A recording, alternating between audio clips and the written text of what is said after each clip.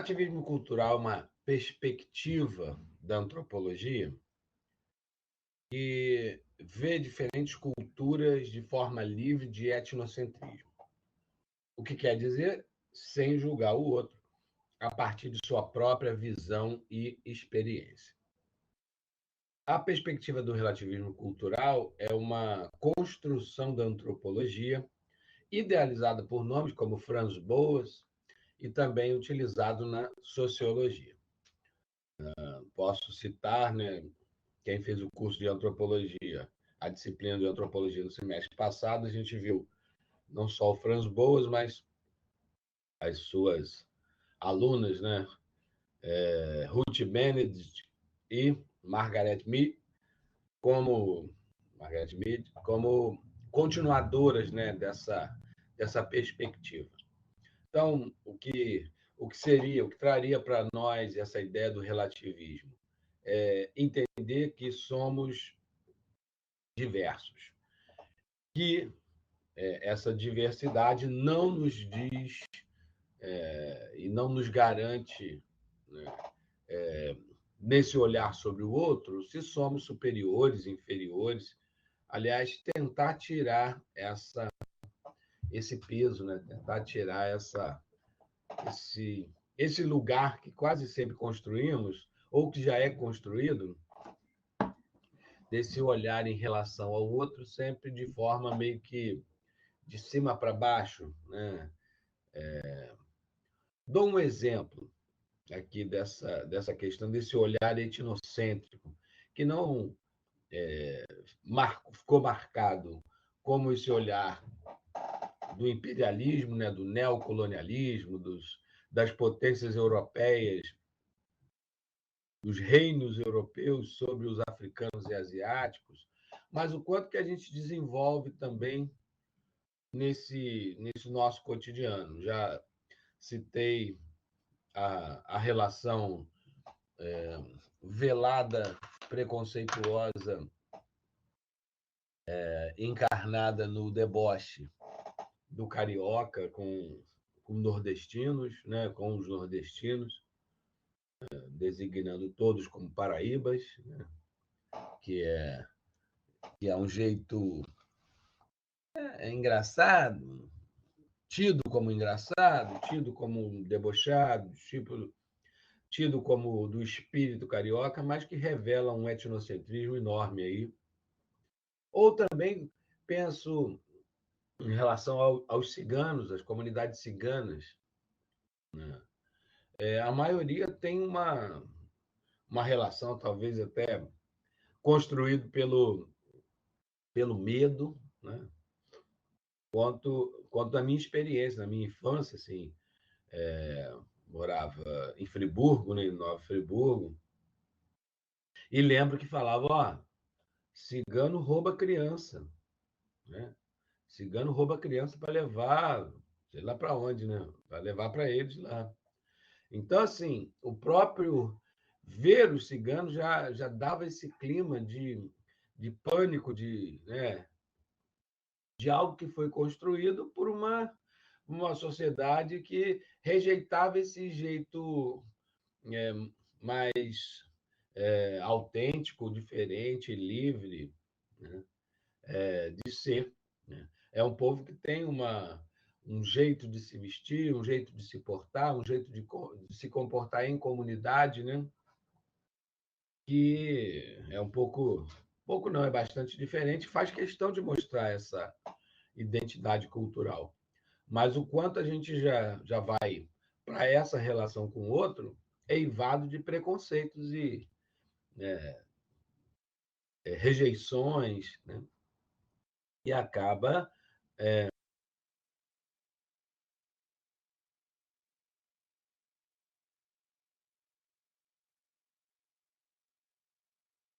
You are currently the only person in this conference. se a gente se a gente chegar num shopping da vida e encontrar. Tá tudo bem? Eu tô no ar aí, minha gente? Tô no ar? Fez um barulho aqui como se eu tivesse derrubado. Então tá bom. É isso, né? Então, voltei. Ouvi um barulho aqui de... Epa, me derrubou. Então, estou de volta. Ok.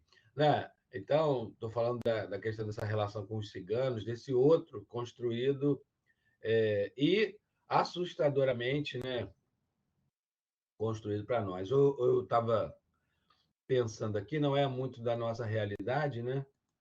Mas se a gente tem, por exemplo, se vai a um shopping e depara com várias mulheres usando burca, né? A princípio, assim, vai ser estranho para nós, ok? Vai ser estranho para nós, né? Agora, esse olhar, muitas vezes, ele já carrega em si toda uma gama, né? Uma carga de preconceitos. Ser estranho é tudo bem, né? Ser estranho, a gente identificar o outro como estranho, diferente, é o princípio da antropologia. Mas carregar nas tintas dessa rejeição meio que, sabe, achar que o outro não é gente, né? O outro é subgente, é subgênero, subraça, entre aspas, né? Talvez isso é que leve a essa questão dessa diferenciação ao, ao etnocentrismo, né? Essa é a grande questão, né? A gente passar do estágio do estranhamento, que é o princípio da antropologia, para o julgamento de valor. Quando a gente começa a dar o julgamento de valor e condena o outro a uma inferioridade porque eu não conheço aquela cultura e logo ela deve ser inferior, aí está acontecendo o etnocentrismo, né? Vou voltar a compartilhar aqui, porque caiu tudo, inclusive o slide, né? Bem, e esses dois clipes do Paul Simon, dá para ver que eu gosto do Paul Simon, né? Só para situar, você tem uma arte que consegue ter essa fluidez ou essa perspectiva de influenciar e ser influenciada, na minha perspectiva, é a música. Tá? Mais do que qualquer outra arte. Né? As influências. E eu destaquei aqui o Paul Simon, porque depois que ele começa a sua carreira solo, né, ele começa a sua carreira mesmo musical, ou pelo menos ele estoura para o sucesso na dupla, né, com o Art Garfunkel, e muitos sucessos, né, dessa dupla. Quando ele parte para o trabalho solo, lá em meados dos anos 80, ele começa a buscar um caminho de integração e interação e curiosidade, pesquisa musical que o leva a vários lugares. Apresentei nos clipes, quem viu, né, acho que deu para entender mais ou menos. Quem não viu, depois veja na gravação, né, esse iníciozinho da aula. Tá? O primeiro clipe, Paul Simon com o Olodum, lá no Pelourinho, Salvador, na veia, né, nesse tempero, né, nesse tempero musical. E o outro, uma das faixas, antigo, né? Uma das faixas do LP, mais antigo ainda, né? Só abrindo uma janela. Nos fizeram acreditar, né? Eu tinha um monte de discos, né? De que disco não estava por fora. Esse negócio de vinil vai acabar, acabou o vinil. Aí eu acreditei nesse blá blá blá capitalista, dei todos os meus discos, né? Aí passou a ser CD, investe no CD, compra CD, pá, pá, pá. Aí né? Porque disseram que nunca arranhava, o CD vai ser a salvação, né? Enfim, CD é ótimo, CD é isso, CD é aquilo. Pá. E hoje? Cadê CD? Onde que toca CD? Cadê o aparelho para tocar CD? Quem que tem produzido CDs, né? Então, aí você acredita, você começa a fazer o quê? Lixo. Aí, eis que, simpaticamente, você começa a ver anúncios na internet, vitrolinhas, né? Vitrolas. Compre vinil, compre. Porque vinil virou vintage. É isso, né? O capitalismo ele consegue até aquilo que, de certa forma, ele descartou, fez a gente acreditar que já não servia mais, passa a ser algo, né, nostálgico, legal, e aí começam a vender, né? Tem aí para vender toca-discos, né? São coisas que, né, foram descartadas ou tidas como obsoletas lá, né, nos anos 90, início dos anos 90, de repente estão aí e fazem sucesso. Só que o preço, né, o preço da vitrolinha hoje é muito mais caro porque você está retomando. Então, era melhor não ter me desfeito de disco nenhum, ter guardado, né? E guardado a vitrolinha, porque eu estaria no modo vintage hoje, né? Então, coisas do capitalismo. E a gente acaba entrando nessa batalha, né? Muito embora hoje nós somos uma coisa que a gente ganhou com a tecnologia é que nós somos e temos a possibilidade de além do que era proposto, porque às vezes você comprava um disco, ou a maioria das vezes, e tinha lá lado A, lado B, geralmente cinco, seis músicas em cada lado, né, do LP, e pô, nem todas, só se acertasse muito. O Paul Simon em Graceland, no meu entendimento, acertou bacana, acertou bonito, tá? Mas nem sempre, né, todas as músicas eram as suas preferidas. E hoje a gente tem a possibilidade de nós organizamos a nossa playlist. A gente pode fazer isso. Quase tudo está aí, está no Spotify, está no YouTube, enfim. Então a gente pode construir o nosso disco ideal, o nosso CD ideal, porque a gente vai fazendo esse recorte daquilo que a gente gosta mesmo, pulando as faixas que não nos dizem tanto, né? Então, hoje talvez nos deu essa possibilidade, nos dá essa possibilidade pela tecnologia de construir aquele disco dos nossos sonhos, e não aquele disco que a gente comprava e que algumas faixas a gente acabava pulando ou deixando lá, deixa escutar até uma hora que de repente você começava até a gostar da música, né? Porque já estava no pacote. Você comprava o pacote inteiro e, né, tinha que aderir a todo aquele pacote, gostando ou não da sua, da sua totalidade de conteúdo ou só de partes, né? Mas, voltando ao Paul Simon, ele encarna bem, né, dentro dessa questão da música, no que nos anos 80, meados dos anos 80, 90, começaram a chamar de road music, música do mundo.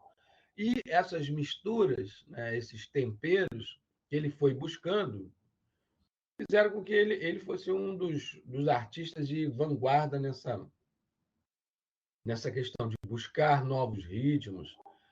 Tem também o David Barney, do Talking Heads, né? Quando ele também faz uma carreira mais solo. E nisso o Brasil muitas vezes está inserido nessa possibilidade, porque nós somos extremamente ricos, né? Nessa diversidade de gêneros musicais, ritmos, né? E nesse sentido, pensar isso nessa própria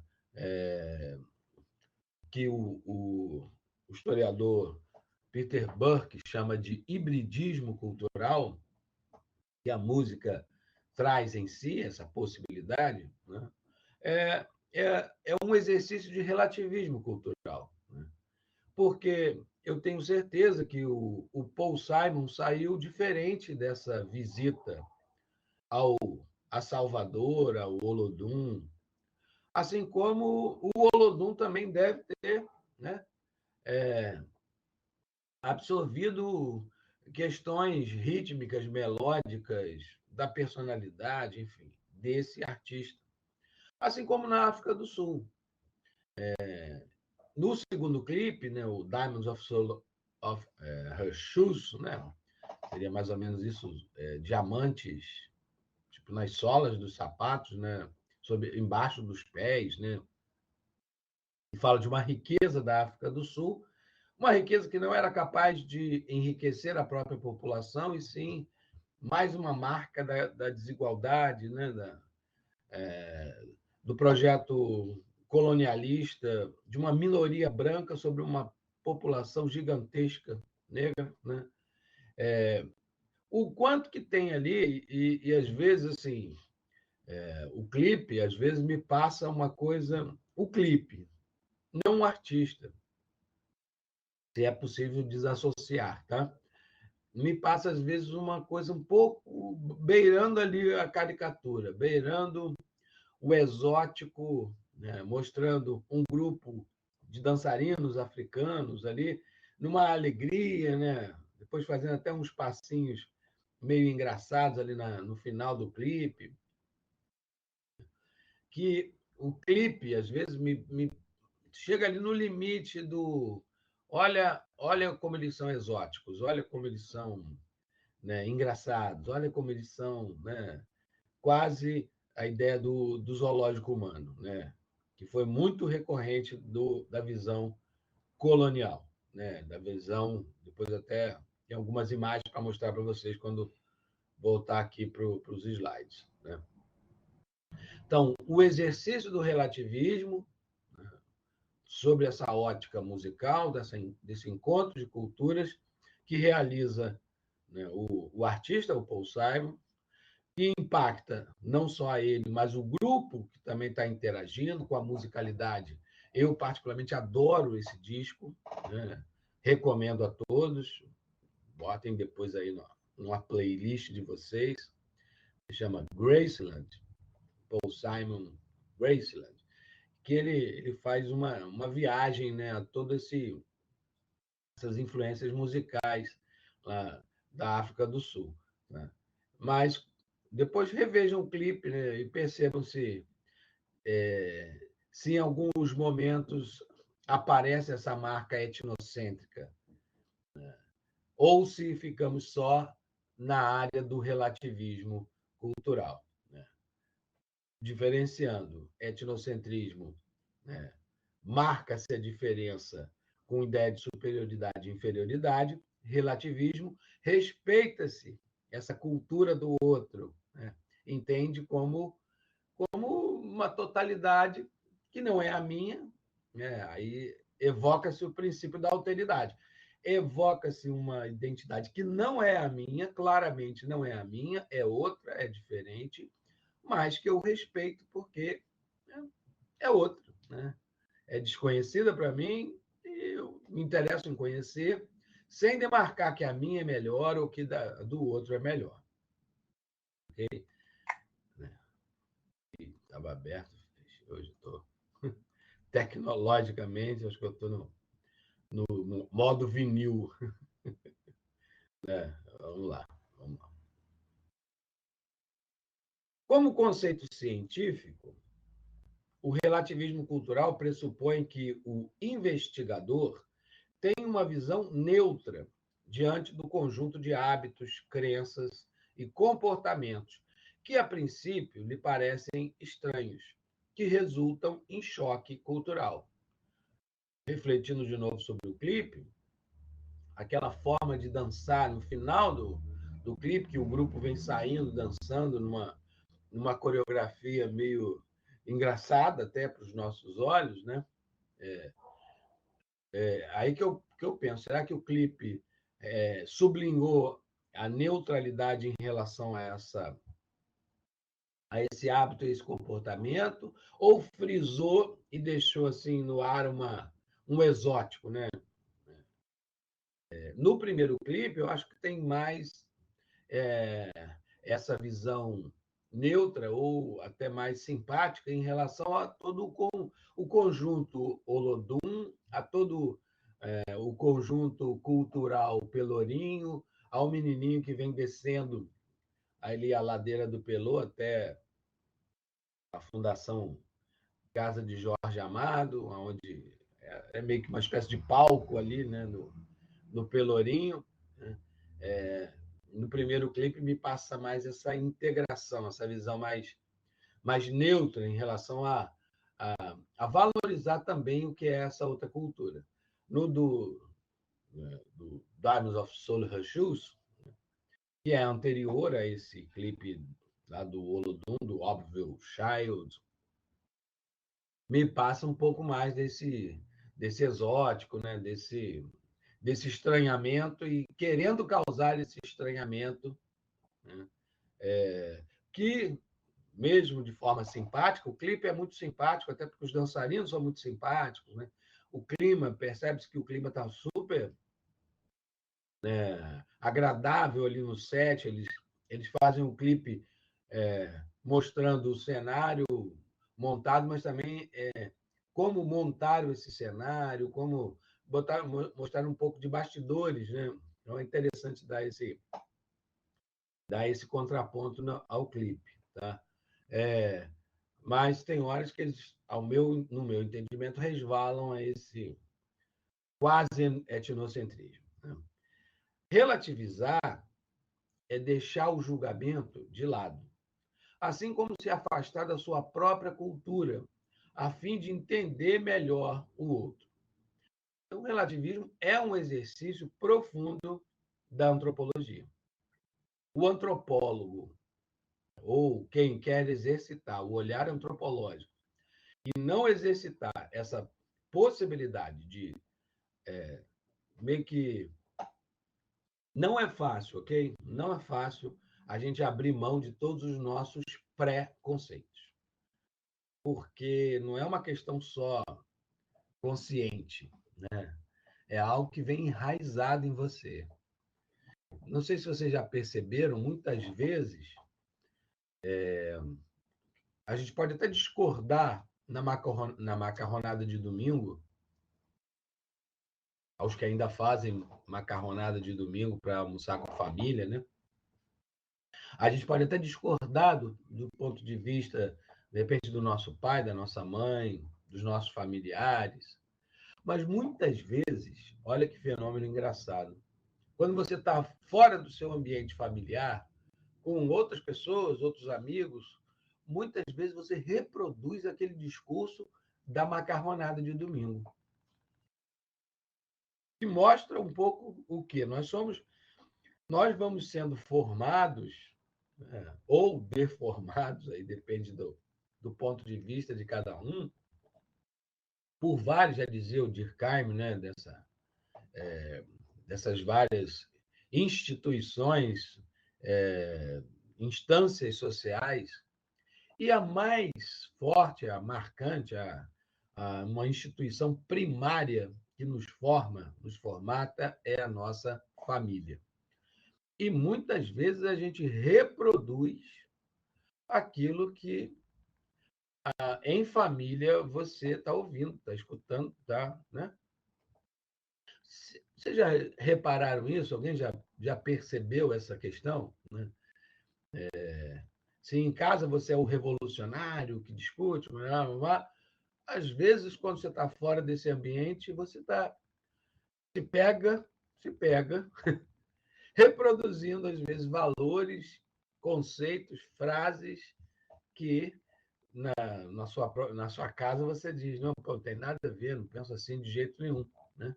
Mas o quanto isso vai, de certa forma, formando a sua personalidade, sua identidade, o seu caráter. Né?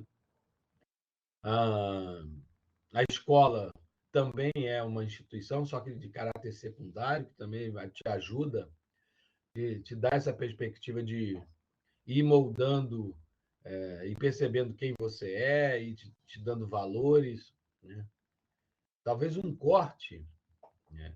Eu costumo dizer que na faculdade, né, nada será como antes. Talvez seja um espaço onde mais coloquem em xeque todos os nossos pré-conceitos, os nossos valores, aquilo que vem já quase como se fosse do nosso DNA. Porque a educação, né, a formação da identidade é uma construção cultural que não é biológica. A gente já não nasce com aquele gene de ser homofóbico, de ser racista, de ser, né, machista, enfim. A gente não nasce com esses genes. Essa questão vai sendo construída culturalmente, né, a partir da convivência familiar, né, do que a gente vai ouvindo, do que a gente vai absorvendo consciente e inconscientemente. Né? E talvez seja nesse momento da universidade, da faculdade, por entrar em contato com uma diversidade tão grande de pessoas, pessoas que vêm de vários pontos diversos. É um pouco até diferente da escola, porque a escola acaba sendo, de repente, né, por mais que também já tenha alguma diversidade, na escola lá do ensino fundamental, ensino médio, às vezes são pessoas basicamente do mesmo bairro, de certa forma é uma condição social parecida. Então, é como se ainda estivesse no seu universo próximo, né? Nessa cultura. Né? Os outros são semi-outros, porque parece que é você também, a sua cultura, a sua educação é muito parecida, é próximo. Quando você entra na universidade, aí você rompe bastante com isso, porque aqui a gente convive com pessoas de uma diversidade gigantesca, que vem de outros lugares, de outras formações, outros valores, enfim, e a gente coloca isso tudo aqui e, pelo menos a minha proposta enquanto condutor dessa viagem é colocar questões, botar provocações, fazer a gente pensar como essa própria trajetória nossa, né? O quanto a gente foi se armando, né, positivamente, negativamente, mas o quanto a gente foi ao longo da vida sendo educado, aí eu boto entre aspas, para pensar de uma determinada forma. E com isso a gente vai criando pré-conceitos. Falei agora há pouco, não sei se foi antes ou depois da queda, né? Em relação aos ciganos. Eu tenho esse trauma. Né? Essa construção foi, foi, de fato, exterior, não foi assim. O Guilherme que foi descobrindo que os ciganos, né, são amedrontadores. Não, assim, foi uma construção cultural que desde criança me diziam: cigano rouba a criança. Então, o que o Guilherme foi ao longo da vida, né? Mesmo que hoje, maduramente, sei que o cigano não rouba a criança, mas também, além disso, a gente ouvia: cuidado quando o cigano pega a sua mão para ler a sua mão, ele vai e leva a sua aliança. Sabe? Tudo foi uma construção cultural, social, que vai nos armando de vários preconceitos. Acho que esse espaço que a gente está aqui é o espaço para a gente refletir, repensar, né? Reavaliar e ver quais os conceitos que foram previamente, né, inseridos em nossa formação de identidade, de cultura, de caráter, de personalidade, quais os que a gente quer continuar levando para a nossa vida, porque de repente já marcaram tanto, já grudaram e já estão quase lá no nosso DNA, e quais a gente pode, né, ir abandonando pelo caminho porque nos aprisiona ao invés de libertar. A ideia do relativismo cultural é essa libertação dos pré-conceitos, dos valores que não nos ajudam a ser pessoas melhores. Porque o tempo todo a gente está julgando o outro a partir de toda essa formação que a gente foi tendo ao longo da nossa história. E vocês aí, vocês estão muito quietinhos hoje no chat. Alguém aí tem algum exemplo que possa me dar desse pré-conceito, que às vezes nem era seu, mas foi sendo inserido ao longo da sua infância, alguma coisa que você lembre, assim, e aí virou, né, algo de pré-conceito, né, na maturidade, né? Quem me conta aí uma história?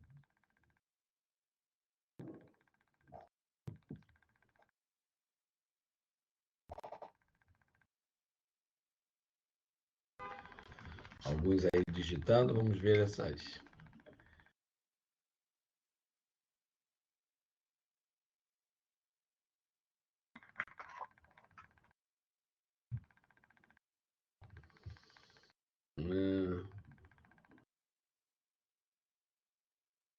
A Dandara aí já deslocaram, né, do cigano no meu tempo, da minha infância, para o morador de rua, né, Dandara?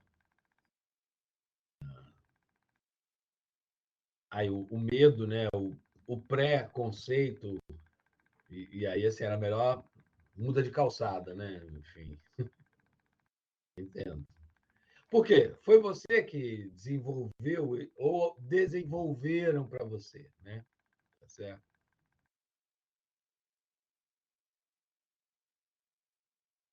Ah.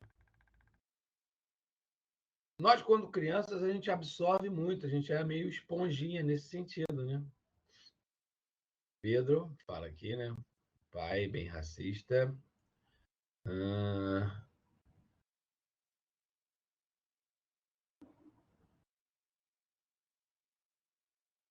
ok. Né? Porque é comum, né?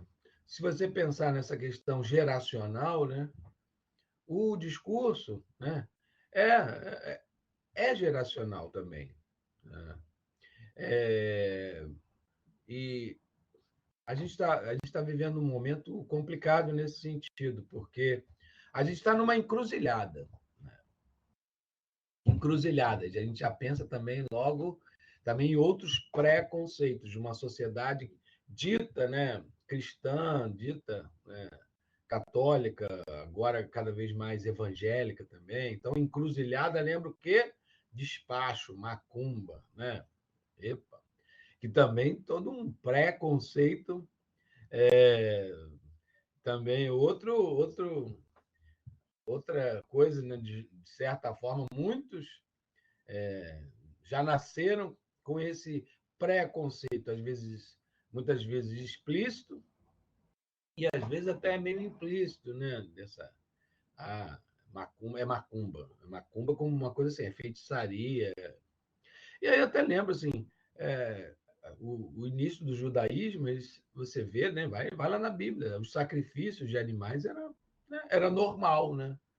Então, a gente não consegue relativizar também essa questão, né? Assim, hoje parece ser algo completamente absurdo, né?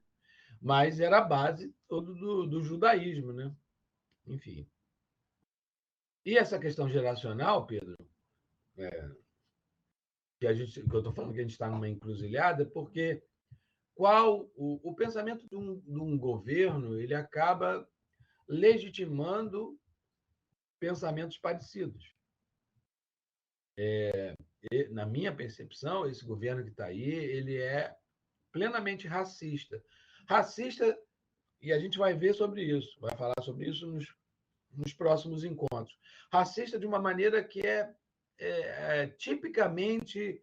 foi tipicamente uma forma racista de encarar o problema no Brasil, que é o chamado mito da democracia racial.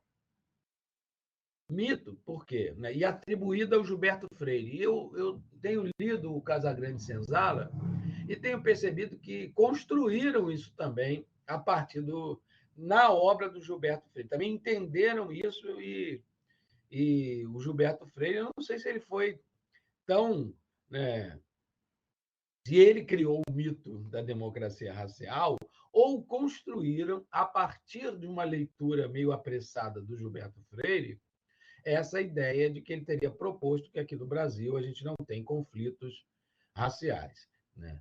E o que eu percebo, né, é que esse governo, ou como o presidente da Fundação Palmares, né, o Sérgio Camargo, que diz que a escravidão não afetou a vida dos negros no Brasil e acha que, né, no fundo, essa discussão é mimimi, que não existe, né?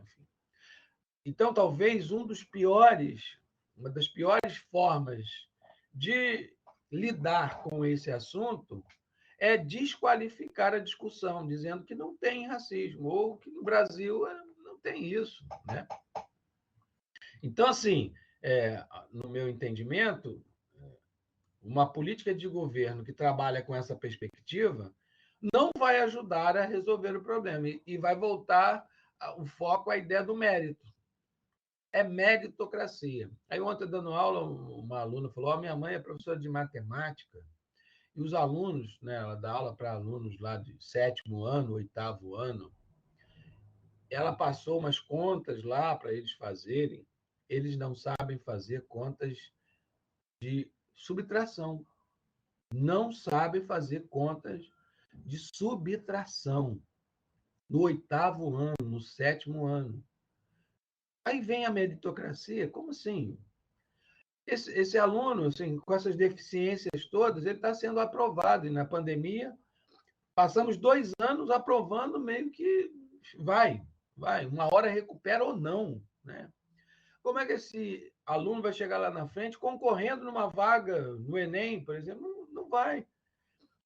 Sempre que o sistema for um sistema meritocrático, ele vai inviabilizar a diminuição da desigualdade social. Ah, mas se faz cota, pô, mas aí entra qualquer um. Não, enfim, a questão é a gente oportunizar. Se a gente esperar melhorar o ensino básico para garantir mais acesso no ensino superior para boa parte da população brasileira, a gente vai continuar. A gente está falando aqui de 20 anos, 25, 50 anos. E enquanto isso, na sociedade real, o que vai acontecendo é essa segregação. Né? Essa ideia de que existe um lugar para o negro, né? Existe um lugar profissional, que num hospital, por exemplo, não é o médico, não é como médico, é como enfermeira, como enfermeiro, é como servente, é quem limpa. Porque enquanto a gente chegar, por exemplo, num hospital para ser atendido, e quantas vezes a gente já teve a gente foi atendido por um médico negro? Pense aí, gente. Quantas vezes isso já aconteceu? Talvez você até marque por ter sido algo diferente. A gente está falando disso, né? A gente fala porque é aqui na ponta, parece assim, né? Quanto já teve casos de, né, um dentista, era dentista, negro, estava com um carro bacana, porque, caramba, estudou para isso, passou por uma blitz e não percebeu que tinham mandado ele parar. Rapaz, foram atrás e atirando, né? Assim, é esse comportamento. Ou o músico que, enfim, 60 e poucos tiros no carro, e o cara era músico, né? Então, muitas vezes tem sido isso, assim, porque parece que não combina, né? É disso que a gente está falando, assim, né? Que isso vai sendo cada vez que esse discurso vem, não tem isso, no Brasil não é, o Brasil não é um país racista, nunca foi, sempre ficou marcado, né? E a pior forma de tentar resolver um problema é não falar sobre ele, né? Bem, mas esse vai ser tema ainda de outras conversas que nós vamos ter. Roseli colocou aqui, nesse domingo passei a tarde com meus amigos franceses, e eu percebi vários comportamentos que me causaram estranheza, até porque sou brasileira. tanto na hora de falar, comer, é bem diferente, né? Mas, assim, talvez não tenha rolado o etnocentrismo, né, Rosane? Talvez, às vezes, até o inverso. Nós, às vezes, temos, brasileiro, né, já dizia Nelson Rodrigues, nós temos um complexo de vira-lata muito grande, né? Muitas vezes a gente se julga inferior, a gente se coloca num etnocentrismo ao contrário, né? Reverso. Ou seja, a gente vê e talvez parece que o diferente ou o inferior somos nós, né? Quando a gente viaja, às vezes, para a Europa, para os Estados Unidos, muitas vezes a gente se sente assim, né? Ao invés do empoderamento de estar conhecendo novas culturas, às vezes, se você não domina muito bem a língua, né, você se coloca num lugar, né? E os olhares também são assim. E muitos são, se não é também a diversidade do local, né? Dependendo de onde você vai, nos Estados Unidos, você, em alguns lugares, você nem é tão notado porque a, a diversidade é o mote do lugar, né? Mas em outros, você vai, de repente, você já é identificado como eu. Esse não é daqui, né? Esse não é um outro, é um estranho, e esse olhar para o outro de forma estranha tem sido cada vez mais, né, nesse momento que a gente está vivendo, isso não é fenômeno só nosso, mas um fenômeno, né, como a gente tem discutido, um fenômeno na Europa, né, no próprio Estados Unidos, era Trump, mas não só o Trump, né? O Trump foi uma exacerbação dessa visão meio desse xenofobismo, né? Dessa xenofobia sendo ativada em modo progressivo, né? Velocidade 5, né? Como falava aquele brincava lá aqueles clipes, né, de funk, né? Dançar em velocidade 5, 6. Pois bem, né? Então, nesse sentido, a gente percebe que esses olhares, esse modo de se colocar, são comportamentos, né, de populações locais que nos olham quando a gente viaja, quando passeia, ou até a própria pessoa que já vive lá há tanto tempo, né, já pelo olhar, né, já é identificado como um estranho, diferente o outro, né? Pedro falando aqui, né? Seu pai não apoia o governo atual. Tá. Ok. Isso também é muito doido, né, Pedro? A gente acaba não. Olha, cortar relações, né, com os familiares, assim. Isso, assim, não concordar politicamente não deveria ser um mote para a gente cortar relações, né? Mas, porque, no meu entendimento, é tão óbvio um projeto. Eu acho que os dois projetos, assim, né, que estão polarizando aí nesse momento, mesmo eu sendo simpático a um dos lados, obviamente, mas cada um com seu cada um, são projetos de extremismo. Né? Que, no meu entendimento, um extremismo mais à esquerda é necessário retomar de novo esse caminho, porque é um caminho de mais respeito ao geral, no meu entendimento. Um extremismo mais à direita tenta meio que abafar todos os discursos, todas as perspectivas que não são do próprio discurso. Né? Então, acho que essa questão é que é mais complexa, né? Como avaliar isso? Né? Então, é até interessante, né? O que você colocou aqui é do seu pai, mas por que ele leva a gente a cortar relações, né? Com os familiares?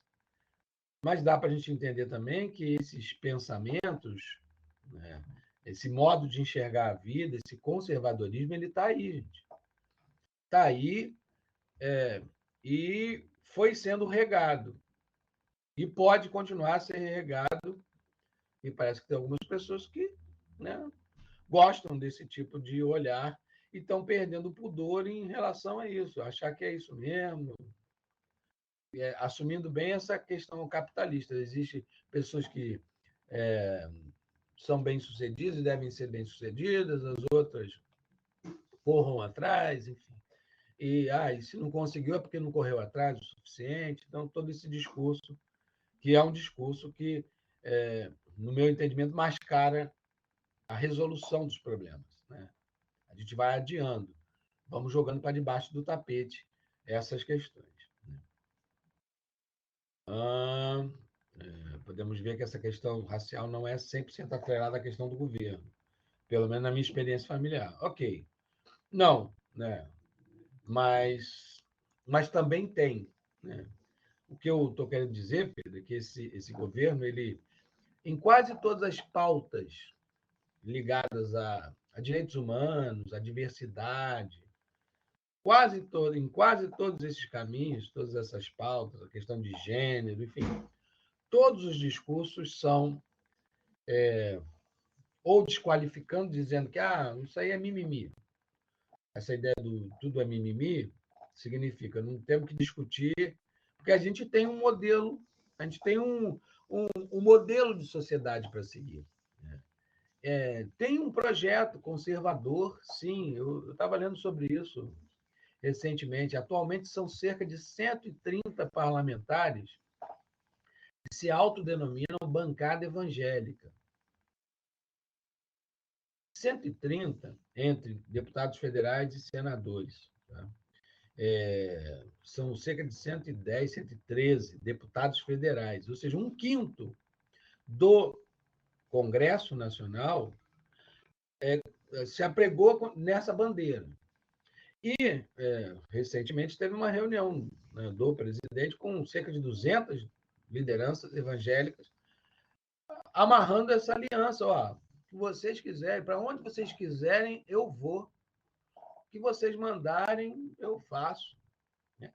Óbvio que não é tão fácil assim, né? Mas era uma promessa de dizer o quê? Olha, o que vai pautar o meu governo são esses valores, são essas ideias, é esse modo de governar. Eu acredito que cada um deve ter a sua concepção religiosa, né? E respeito, e cada um, né?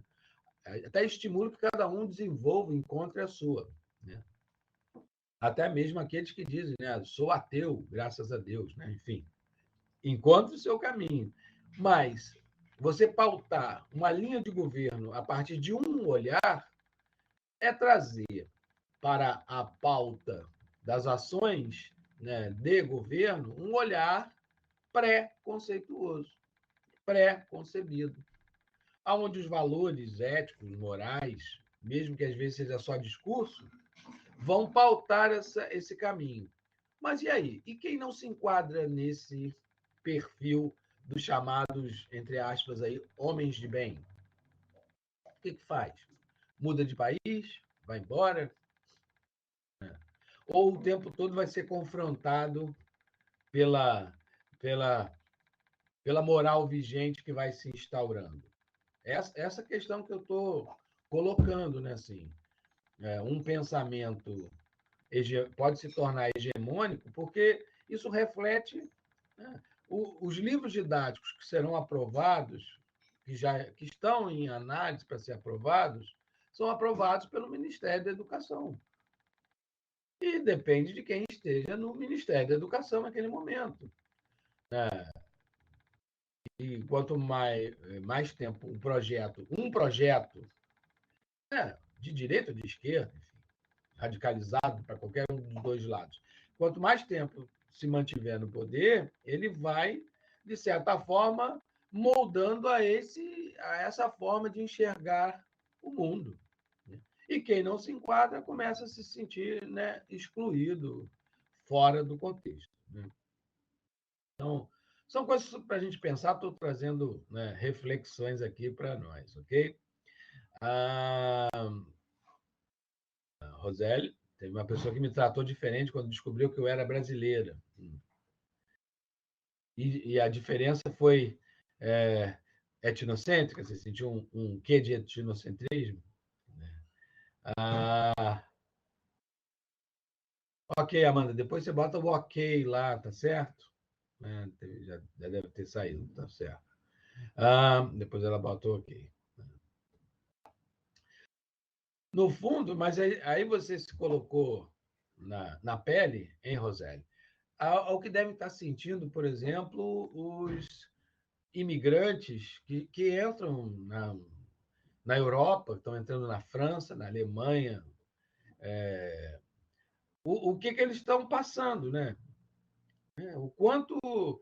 E a questão, assim, que às vezes já podem estar lá na segunda, na terceira geração, e esse projeto conservador, eu estou insistindo nisso, assim, a França vai passar por eleições.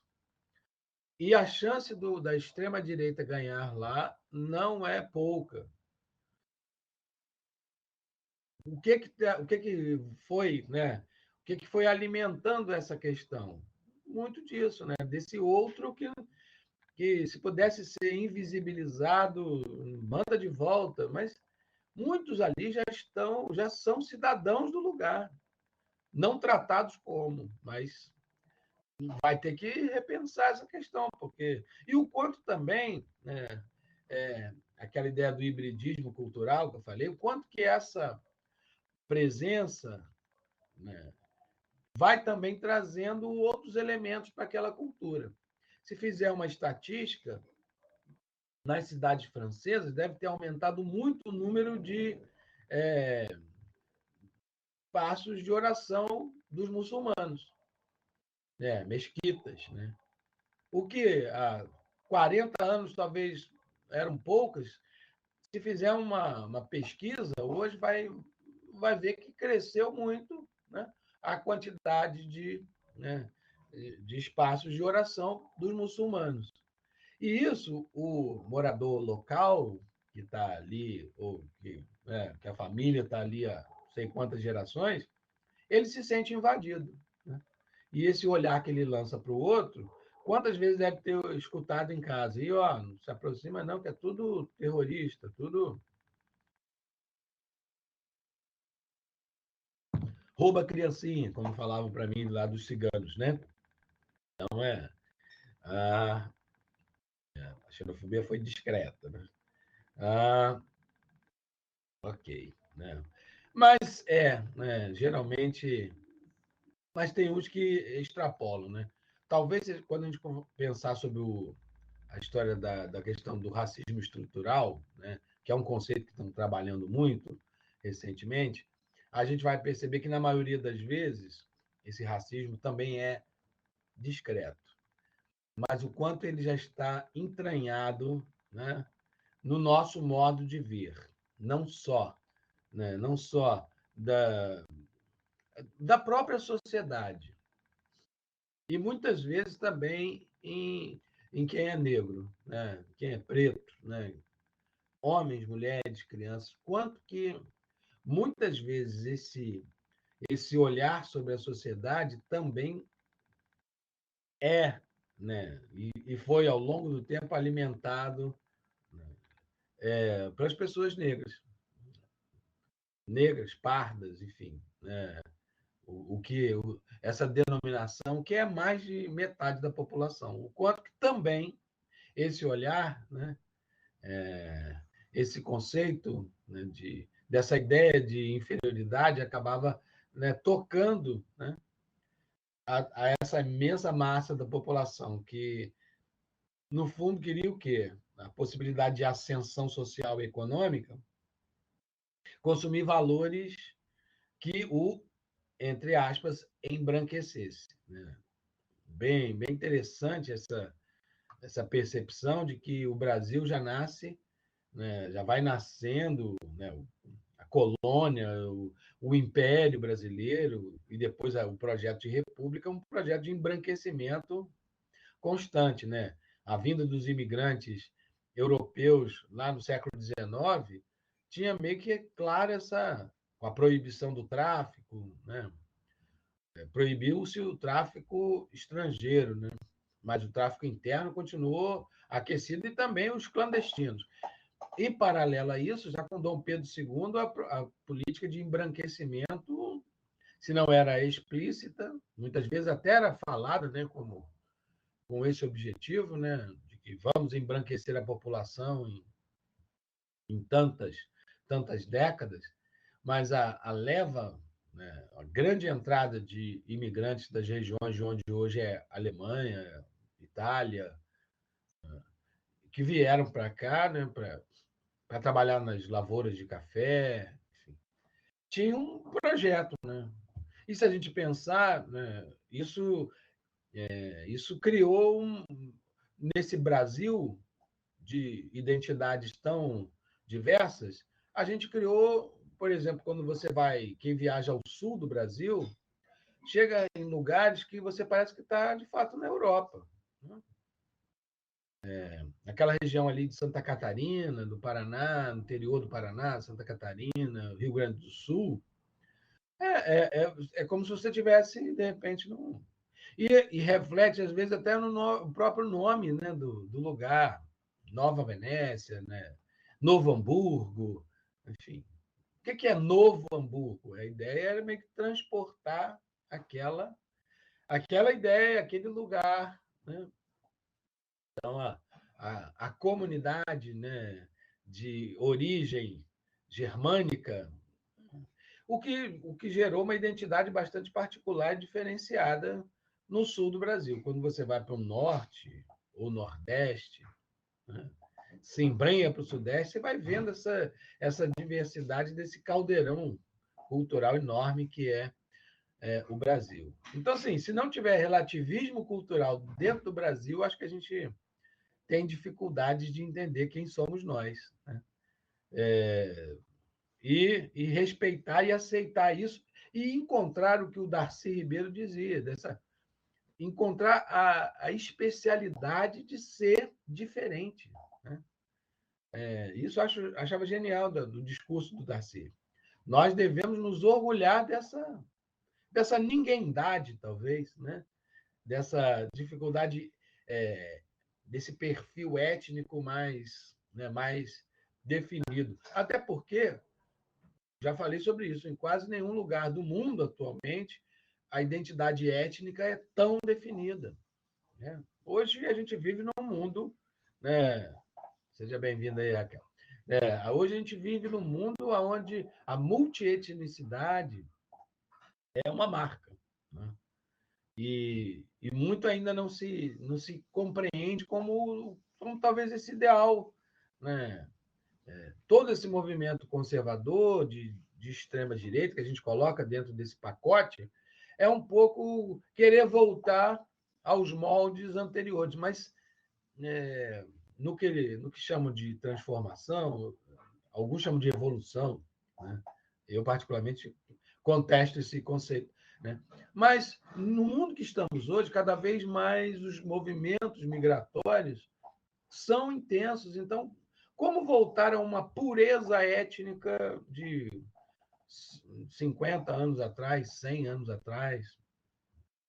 Enfim, é fonte de conflitos, e serão conflitos intensos e eternos. Então, cada vez que a gente pensar que dá para frear esse movimento que tem acontecido. Bem, vamos seguir aqui nesses minutos, abrir janelas e vamos embora. Né? Então, uma das marcas nossas, né, da humanidade de uma maneira geral, é essa diversidade. E no Brasil a gente consegue encontrar praticamente todas essas variantes étnicas. Né? E é um país tão diverso como nós. Um exemplo de aplicação do relativismo cultural em pesquisas antropológicas pode ser visto no estudo de sociedades tradicionais isoladas de influências ocidentais. Digamos que uma tribo da Oceania, digamos que em uma tribo da Oceania, as relações de parentesco sejam pela linha matriarcal. E o irmão da mãe, ou seja, o tio, faça o papel que o pai executa nas sociedades ocidentais. De forma etnocêntrica, o antropólogo poderia interpretar esses laços como disformes e criticar em seu trabalho as possíveis consequências sociais e familiares dessa ação. Mas, ao relativizar durante seu trabalho de campo, o pesquisador percebe que essas relações são apenas diferentes, pois possuem outros sistemas e processos anteriores que precisam ser levados em consideração. O que diz aqui esse slide, né? A gente tem um modelo cultural de família, né? O modelo patriarcalista é, por exemplo, na sociedade brasileira, é o que, queiramos ou não, para o bem e para o mal, enfim, se é que existe bem e mal, mas é uma estrutura da sociedade que, concordando ou não, ela se reproduz. Por exemplo, na maioria dos casos, né, quando se casa, né, e quando tem filhos, né, o filho herda basicamente o sobrenome de quem? Do pai ou da mãe? Né? Quando vai casar, né? Por que essa linhagem tem que ser paterna? Que a maioria, né, acaba adotando, como se fosse lei. Mas não é lei, né? Isso é uma questão cultural, que é cultivada ou não. Né? Mas diz muito dessa perspectiva de uma sociedade que ainda pensa um pouco, mesmo com todas as diferenças, e desses estudos avançados em raça e gênero, né?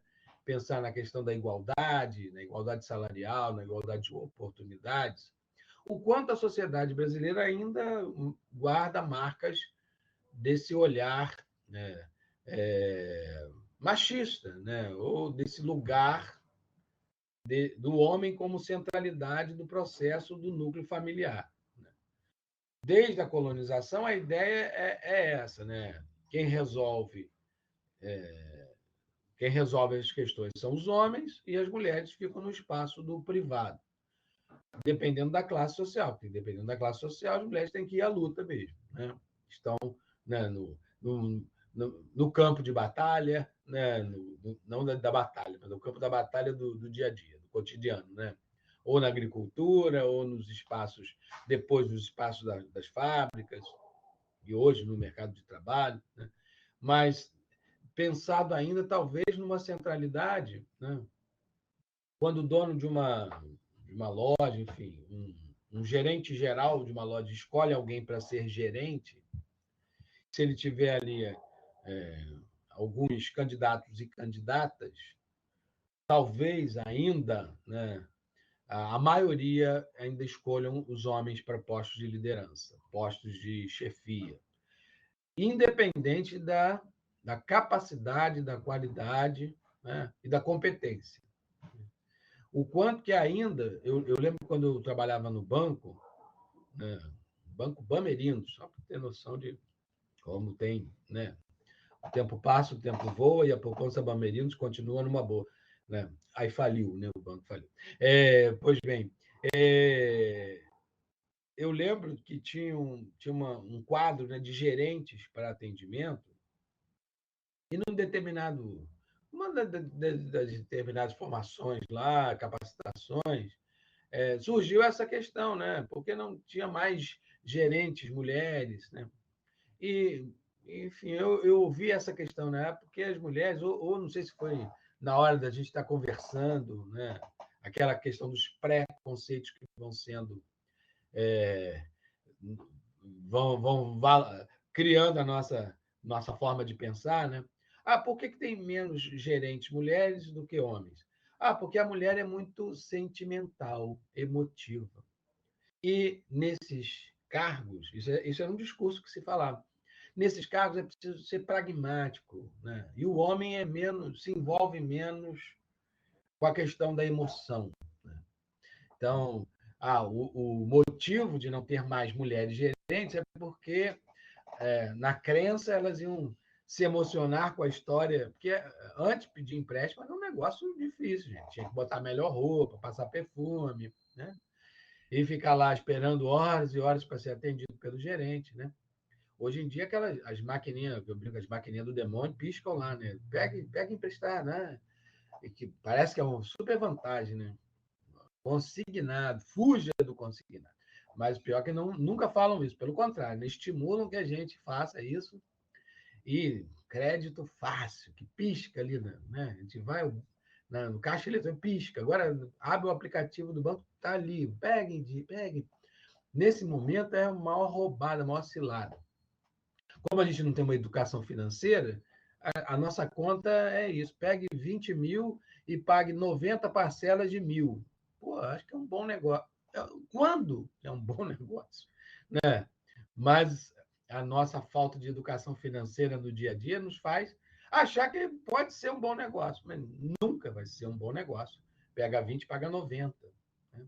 Mesmo que seja em 8 anos. Né? Olha só. Né?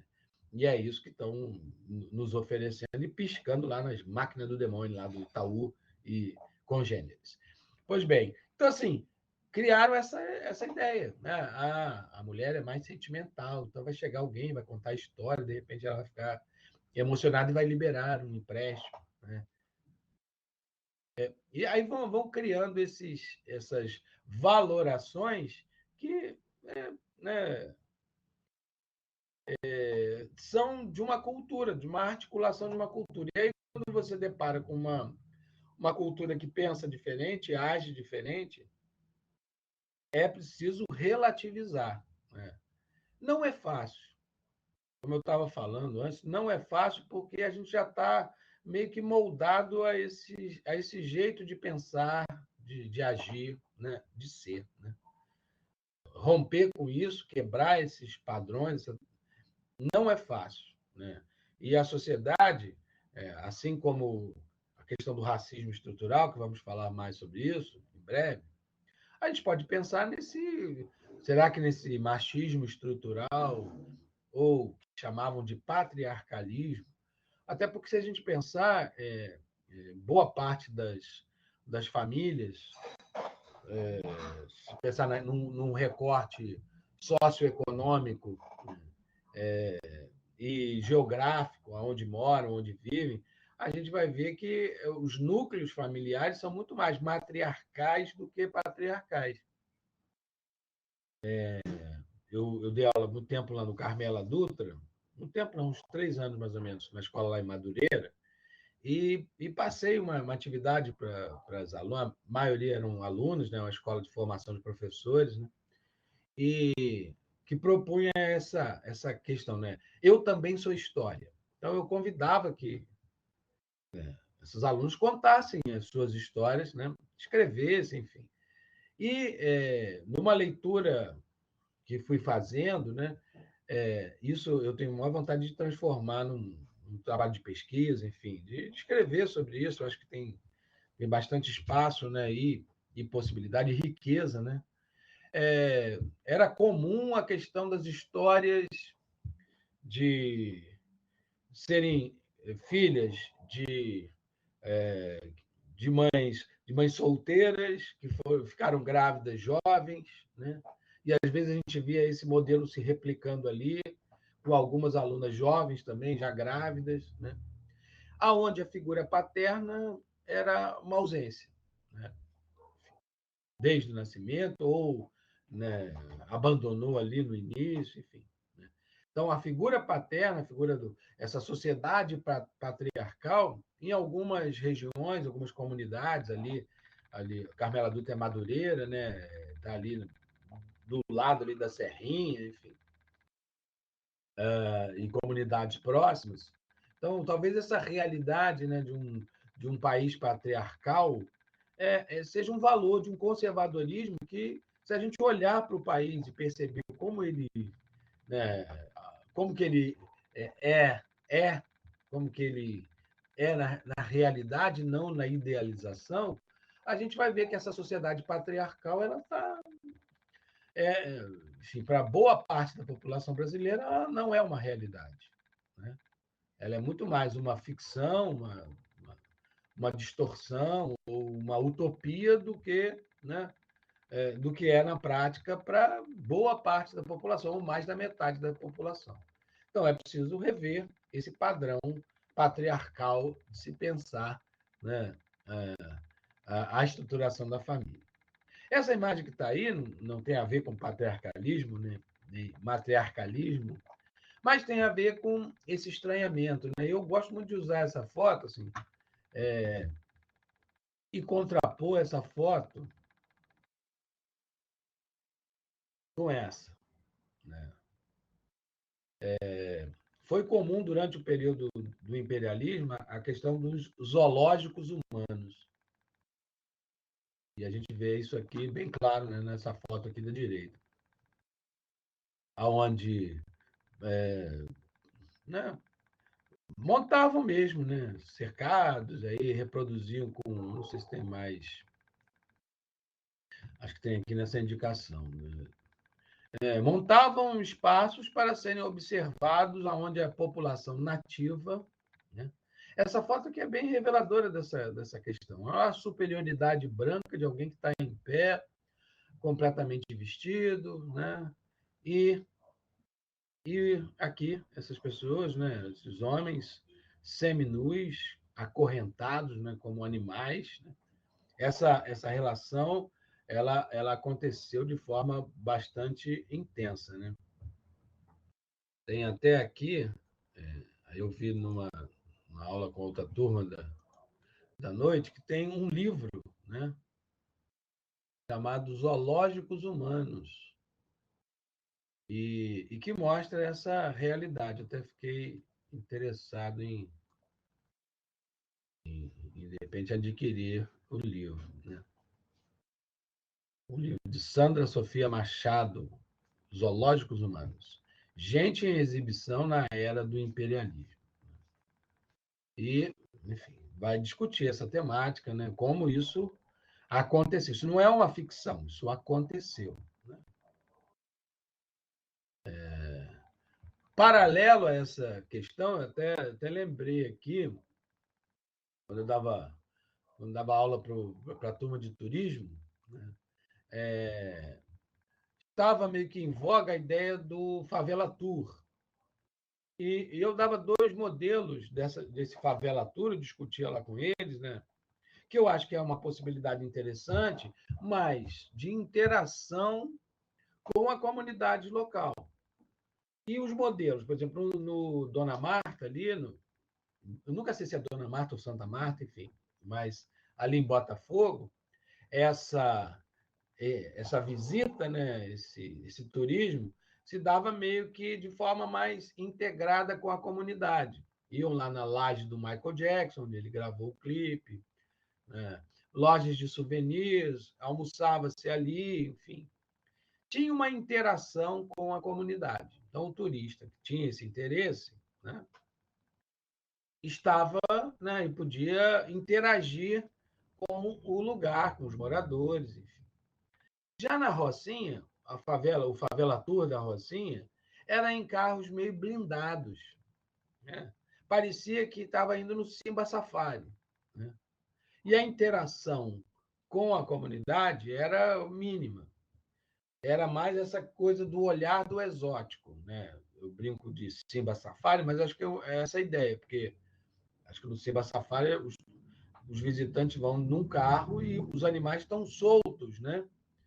Então ele não interage até por conta do perigo, né? Então talvez nesse modelo Favela Tour da Rocinha, a ideia era um pouco também, né, de um zoológico no reverso, né?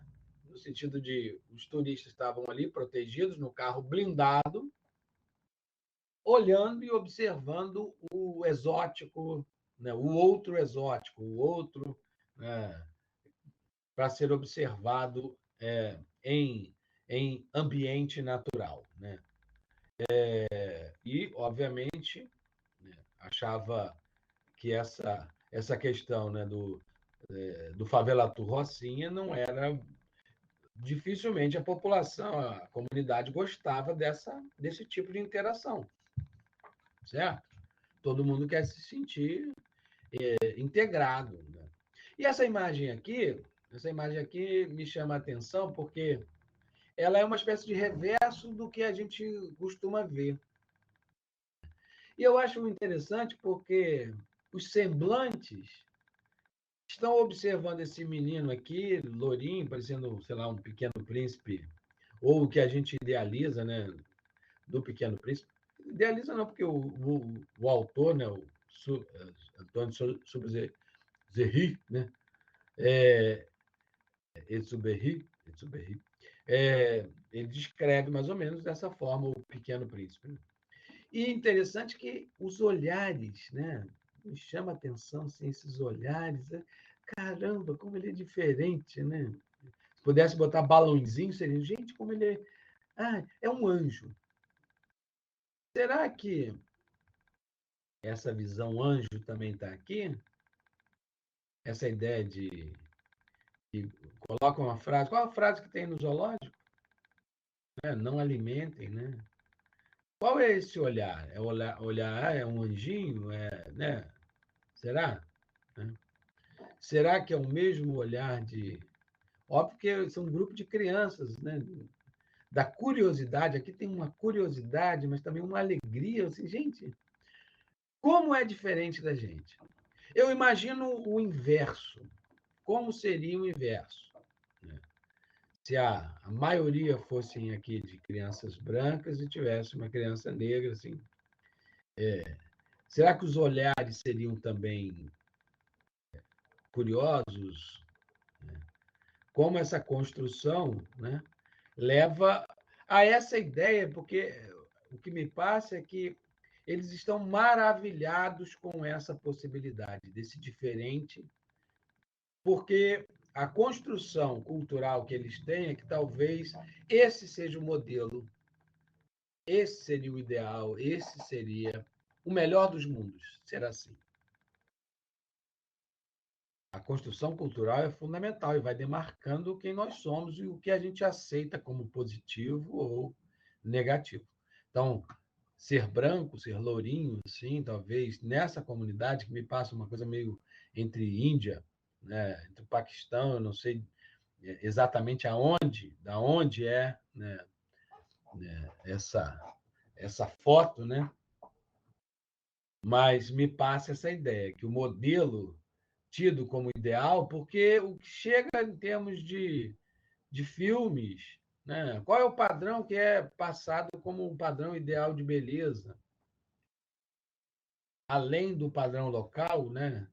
Muitos lugares onde, por exemplo, o cinema hollywoodiano chega e vai impactando, porque, no fundo, se chegou no cinema, é quase como se fosse algo metafísico para dizer assim, olha qual é o modelo, olha quem que a gente acha que é bonito, olha qual é o padrão, olha, né? Então tem esse maravilhamento aí, né? Se é que essa palavra existe, mas me passa isso.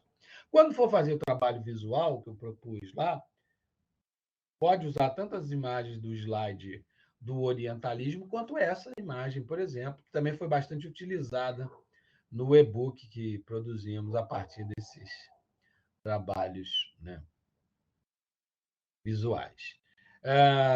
Então, assim, o ideal, né, desse exercício antropológico é trabalhar com a alteridade. Como eu falei, não é fácil. Não é fácil por conta de toda essa nossa história, de toda essa construção que vamos tendo, né, ao longo da nossa formação.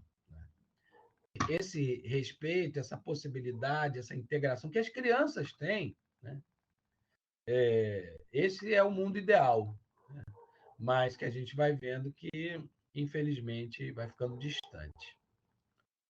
O conceito de relativismo cultural pode ser considerado o exato oposto do etnocentrismo. A visão etnocêntrica coloca a sua própria cultura, enfim, isso a gente já falou, né, diversas vezes. Então, é para pensar, né, qual é a proposição. É um slide até um dos mais curtinhos que eu tenho, né, para a gente poder pensar sobre essas várias questões que estão aí e que a gente tem trabalhado. Exercitar o nosso olhar para a diferença, nosso olhar de alteridade, né, ao invés do olhar preconceituoso que o etnocentrismo que nos foi, de certa forma, cultivado. Né? O etnocentrismo também reverso, né? Nessa sensação de inferioridade, né, de se sentir inferior ao outro, né, também, né, que a Roseli falou ali um pouco, né? Então, assim, o quanto isso tudo é cultivado e o quanto a gente tem a responsabilidade da criação, por exemplo, dos nossos filhos, né? De estar atento àquilo que a gente está falando, aquilo que a gente. Sobretudo aquilo que a gente fala na macarronada de domingo, se é que tem macarronada ainda de domingo nas casas, tá certo? Porque, com certeza, isso vai construindo o perfil de identidade, o perfil de valorativo, e que, às vezes, haja faculdade para fazer a gente relativizar esses nossos pré-conceitos e jogar fora alguns para, né, se inserir nesse mundo pensando de forma diferente, agindo de forma diferente, né? Dando espaço para essa possibilidade de alteridade, respeito. Eu acho que é a raiz para se viver bem, é respeitar o outro, né? Eu acho que isso é fundamental. Bem, meus amigos, lista de presença está lá. Agradeço aí a companhia de todos. Espero que tenha sido uma boa manhã de quarta-feira, tá certo? E na próxima semana começamos a discutir a questão dos movimentos negros, tendo um recorte de Brasil, África do Sul e Estados Unidos. É por aí que a gente vai começar a conversar na próxima semana. Tá bom? Grande abraço a todos. Obrigado pela companhia de vocês. Estamos aí.